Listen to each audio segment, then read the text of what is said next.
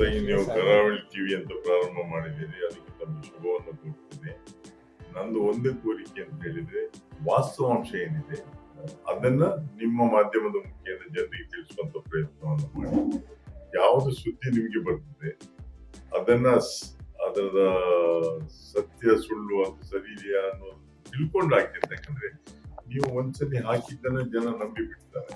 ಇನ್ನೊಂದ್ಸಲಿ ಹಾಕಿದ್ರೆ ಆಗ ನಿಮ್ಮನ್ನು ನಂಬುದಿಲ್ಲ, ನಮ್ಮನ್ನು ನಂಬುದಿಲ್ಲ ಮಾತ್ರ ಅಲ್ಲ, ನಿಮ್ಮನ್ನು ನಂಬುದಿಲ್ಲ. ಅದಕ್ಕೋಸ್ಕರ ಯಾವುದೇ ಒಂದು ಸುದ್ದಿ ಬ್ರೇಕಿಂಗ್ ನ್ಯೂಸ್ ಆಗಬಾರ್ದು, ಫ್ಯಾಕ್ಚುಯಲ್ ನ್ಯೂಸ್ ಆಗಬೇಕು. ಅಷ್ಟೊಂದು ಮಾಡಿ ಅಂತ ನಾನು ತಮ್ಮ ಹತ್ರ ಆಲ್ ದ ಬೆಸ್ಟ್, ಒಳ್ಳೇದಾಗಲಿ, ಶುಭ.